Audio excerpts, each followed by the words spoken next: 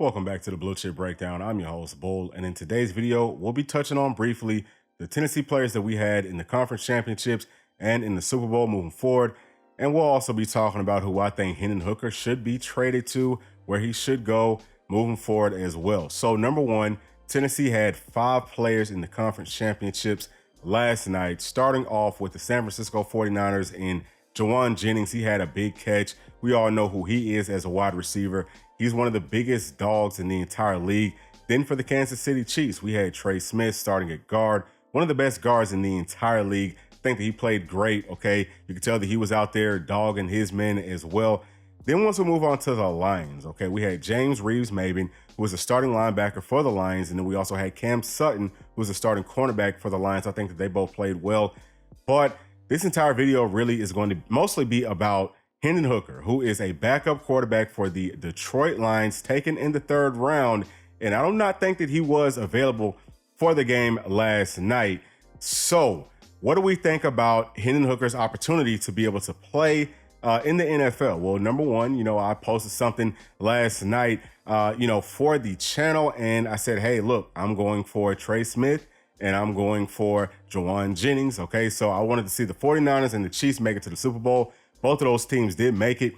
Some of y'all were asking, hey, why aren't you going for the Lions? Yeah, we got 3 players playing for the Lions. Why wouldn't I be cheering for them? Well, I just wanted to see Jared Goff not play as well so that Hendon Hooker could take that next step forward as a starter. But being that Jared Goff did play well, even though they ended up losing that game, I think that the Lions are probably going to be sticking with Jared Goff. So Hendon Hooker is going to be sitting on that bench. And, unless something crazy happens with Jared Goff, the best thing for Hendon Hooker would probably be at this point to get traded. And I also think that the Lions would want to trade him and get some more value, maybe add some more pieces to a roster that they obviously really like, okay? But maybe you can, sacrifice your backup quarterback and get some more pieces while you're at it. Now, a perfect candidate for this, I think, would be the Atlanta Falcons, who is my NFL team because I am from the ATL. So, number one, okay, we all know that Arthur Smith just got fired, and now we have moved on to Raheem Morris, who, was the interim head coach here for the Falcons. I think that he did a great job once he took over there. And, he did all right with the Tampa Bay Buccaneers. First year was good. Second year wasn't that great. He ends up getting the boot, but he's been a really good coach. Okay, he's coached offense and defense. I think that he can get it done with the Falcons. Now, my biggest question has been, who will his coordinators be? Okay, so number one, take it back to maybe a few days ago, right? We were looking at the Rams quarterback coach in Zach Robinson, who we did end up hiring, but we were also looking at LSU's offensive coordinator, and his name is Cortez Hankton. Now, what I think, okay, hindsight is 2020, but I think just looking back on it, Raheem Morris was looking at Cortez Hankton because he wanted to know, hey, what's going on with Jaden Daniels? Okay, that's LSU's Heisman Trophy quarterback. And we all know that, honestly speaking, the Falcons have a really good roster, but we need to upgrade at the quarterback position in the worst way. You cannot win Super Bowls in the NFL without a really good quarterback. So seems like maybe the Falcons are eyeing Jaden Daniels. And I think he's a really good quarterback. Okay, 6'4", 210 pounds. You can see the numbers right here, 40 touchdowns playing at LSU in his final season. I think that he can get it done, man. I mean, he's a guy that's very mobile, okay, and Falcons fans, okay, coming off of Vic, right? That was years ago, but we still want a quarterback that's mobile. We've wanted that since Vic. Everyone's been asking for it, and, he could be the answer to those prayers. But I think that there's a much better option out there, a guy that I feel like could perform maybe a little bit better than Jaden Daniels. And I'm saying that because Jaden Daniels is a guy that I think is a little bit too frail to run as much as he did playing in the SEC. Now, some of y'all will probably come to me and say, well, the SEC is the 3rd best conference in the entire world behind the AFC and the NFC. I agree with you. I think that that's very true, but there's still a huge gap. Like, you have to understand that the guys playing on Sundays and Mondays and Thursdays, those guys are the cream of the crop everywhere. They are the best of the best of the best. They're the biggest, they're the fastest, they're the strongest, and they're grown men. This is what they do for a living. It's really almost night and day, okay, from the NFL to the SEC. You just got to keep that in mind, keep that in perspective. And the reason that I'm saying that is because Jaden Daniels was fine playing in the SEC this past season, running the ball, okay, he didn't get hurt, nothing like that. But once you go up to the NFL, again, bigger, faster, stronger, only being 210 pounds, which is what he's listed at. He might be a little bit lighter than that, but he is going to take a beating if he tries to run the way that he did in the SEC. And what good is a quarterback if they are injured and they can't play, right? So that's my biggest concern with Jayden Daniels. Outside of that, I love his whole game. But again, man, 6'4", 210, that's kind of a frail frame. Now, you could take a look at a guy like Hendon Hooker, who was also a Heisman Trophy candidate, okay?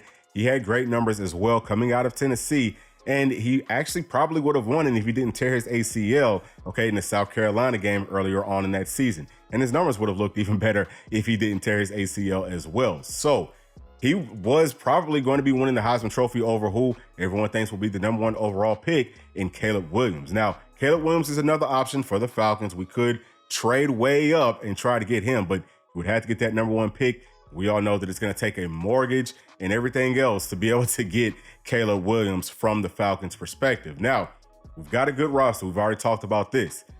Is Caleb Williams going to be able to succeed if we're trading away some of the key pieces that this team already has? I think it's going to be very tough, okay? Again, you're mortgaging away your future to do that. You're putting a whole lot of trust in a quarterback. It's not just about the quarterback. I think that it does start there, which it needs some other pieces around him to be able to win a Super Bowl title. So I think that the best look for the Falcons will be to try to go out and get somebody who they know is a very good football player and that they can get for relatively cheap, and he can step in, okay, with the roster that's already pretty much loaded, and he can pick up where, you know, we want him to. He can be a baller. He can make all the throws, and he can also run, but he's got a bigger frame. So Hendon Hooker is listed at 6'3", 220 pounds. Okay, so he's an inch shorter than Jayden Daniels, and he's 10 pounds heavier, all right? So that lets us know that he's going to be a lot thicker. He's going to be able to withstand the week-to-week grind in the NFL. Now, some of y'all might be saying, hey, that's not that big of a deal. I can take you back to when Mike Smith was the head coach for the Falcons, and we had a whole lot of studs on that team. I actually knew a coach on that staff very well. His son played on one of our football teams, and, you know, we were just talking football just like we always do. One of the things that he brought up was RG3, right? He said, hey, RG3, he's got all the talent. He can make all the throws. He's a very mobile quarterback, but he tries to run the football too much. And he said, I don't think that his frame can withstand an NFL season. Lo and behold, the next game, the Falcons were playing up against RG3, and Sean Weatherspoon took RG3 out for the season. And honestly speaking, he was not the same player ever since then. Now, I love RG3, okay, you know, I love his skill set. Same thing I feel about Jayden Daniels, but there is a lot to be said about a quarterback that likes to run that ball a lot in the league and is just not big enough to be able to withstand that. Okay, we also saw Sean Weatherspoon take out Cam Newton, all right, at one point, and Cam Newton is 6'5", 240. So that should tell you that you've got to be big if you're going to be running that football a lot. That's also why I respect Pat Mahomes a whole lot, because he's a guy that he's mobile, okay? He will run whenever need be, but we've never really seen him get taken out of a game or really get seriously injured running that football. So he's about the same size as a Hendon Hooker, and I think that he's probably going to run the ball as much as Hendon Hooker would. Now, is Hendon Hooker the same type of quarterback that Pat Mahomes is? I'm not saying that by any means, but I do think that with a team that's got a whole lot of pieces around it, okay, if we can maybe trade in Desmond Ridder, something like that, for Hendon Hooker, and, you know, maybe one more draft pick, I think that it would only take a third, maybe even only like a fourth round.